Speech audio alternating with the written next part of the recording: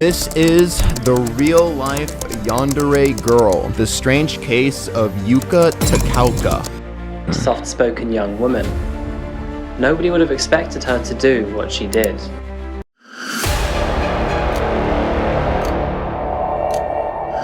सोचो, आप रात भर दोस्तों के साथ बाहर थे, एक क्लब में पार्टी की, मजे किए। सुबह 4 बजे आप अपने घर लौट रहे हो। स्ट्रीट्स खामोश हैं, हर तरफ सन्नाटा। आप अपने बिल्डिंग के अंदर जाते हो और जैसे ही लॉबी में कदम रखते हो, आपके सामने होता है एक ऐसा मंजर जिसे आप जिंदगी भर नहीं भूल पाओगे। एक जवान लड़की लगभग 21 साल की लॉबी के बीचों बीच फ्लोर पर बैठी होती है, एक हाथ में सिगरेट, दूसरे में फ़ोन। आराम से बिल्कुल शांत मूड में किसी से फ़ोन पर बात कर रही होती है। सुबह के 4 बजे बिल्डिंग की लॉबी खून से भरी होती है। उस लड़की के कपड़ों से लेके उसके हाथों तक खून लगा होता है और उसके पीछे एक हाफ नेकेड लड़का पड़ा होता है जिसकी बॉडी से खून बह रहा होता है, जख्मी बेजान सा।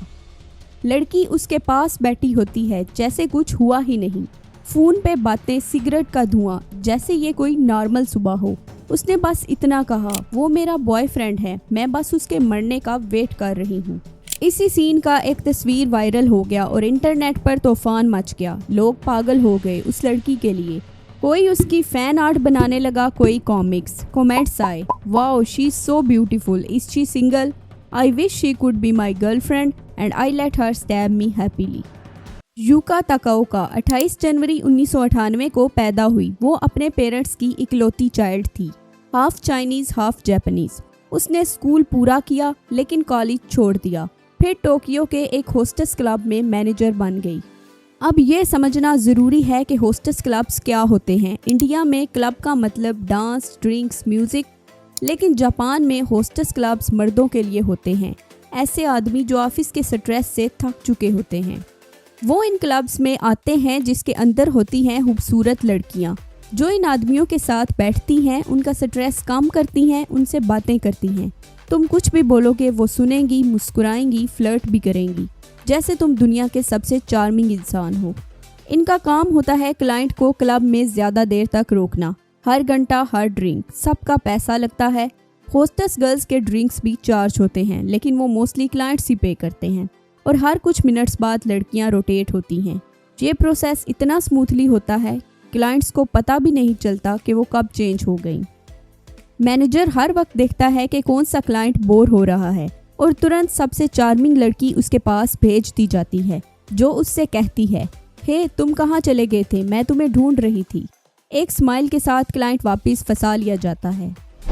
रूल्स टाइट होते हैं, कोई फिजिकल रिलेशन अलाउड नहीं, लेकिन लूप होल्स होते हैं। सभी क्लब्स इन रूल्स को स्ट्रिक्टली नहीं मानते। यूका भी एक ऐसे ही क्लब की मैनेजर थी जहां पैसा अच्छा आ रहा था। उसने क्लब के पास एक अच्छा फ्लैट ले लिया उसके और उसके बॉयफ्रेंड के लिए, जिसका नाम था फीनिक्स लूना। पर असल ट्विस्ट तो ये है कि फीनिक्स को तो पता भी नहीं था कि वो यूका का बॉयफ्रेंड है। फीनिक्स लूना एक होस्ट क्लब में काम करता था।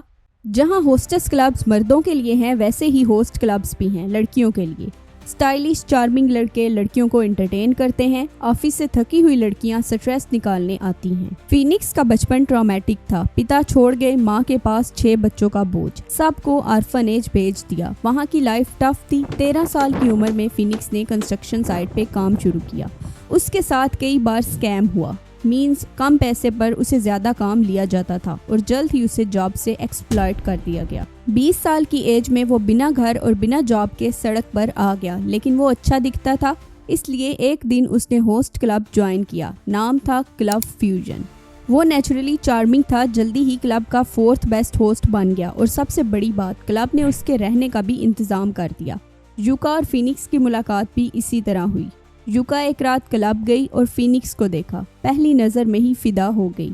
दिन रात उसके बारे में सोचने लगी। उसने अपना बहुत पैसा उड़ाया सिर्फ इसलिए कि फीनिक्स उसके साथ बैठा रहे। वो नंबर 4 से नंबर 1 पर आ गया था, लेकिन ये खुशी ज़्यादा देर नहीं चली। यूका का पैसा ख़त्म हो गया और फीनिक्स से मिलना मुश्किल हो गया।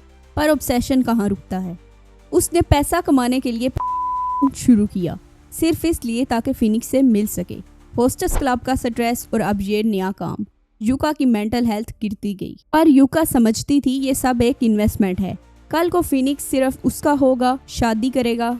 लेकिन उसे फिनिक्स के काम से प्रॉब्लम थी। रोज नए क्लाइंट्स, नई लड़कियां, वो बर्दाश्त नहीं कर पा रही थी। 29 अप्रैल को दोनों एक लव मोटल गए हुए। यूका को लगा अब फिनिक्स उसका हो गया है। उसने उसके क्लब के पास ही फ्लैट ले लिया, लेकिन फिनिक्स ऑफिशियली उसका बॉयफ्रेंड नहीं था। यूका को जब भी लगता कि फिनिक्स किसी लड़की के साथ गया तो वो बहुत जेलस होती थी। फाइट्स बढ़ने लगी। फिनिक्स ने डिस्टेंस बनाना शुरू किया और फिर वो दिन आ गया जब सब कुछ बदल गया। 21 मई 2019 यूका को एक फ्रेंड का कॉल आया। उसने उसे बताया कि उसने फिनिक्स को एक लड़की के साथ लव मोटल में देखा है। यूका का दिमाग घूम गया। उसने फिनिक्स को बुलाया और उस पर चीखी चिल्लाई। फिनिक्स ने उसे समझाया कि इनके दरमियान कुछ भी नहीं हुआ था और बात शांत हो गई। लेकिन यूका का दिमाग अब प्लान बना चुका था। 23 मई 2019 यूका ने फिनिक्स को अपने फ्लैट बुलाया, पैकिंग और क्लीनिंग में हेल्प के लिए। उनके दरमियान बातें हुई, थोड़ी हंसी भी। फिनिक्स ने यूका से कहा कि वो नहाने जा रहा है। तभी यूका ने उसका फ़ोन चेक किया। कई लड़कियों की फ़ोटोज़ थी।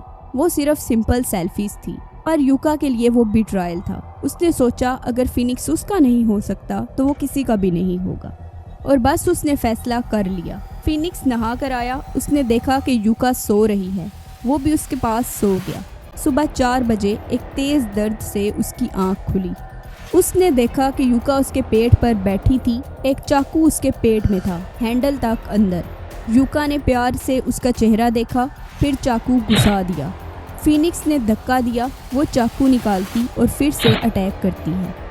फिनिक्स चिल्लाता है, एम्बुलेंस बुलाओ। यूका चुप।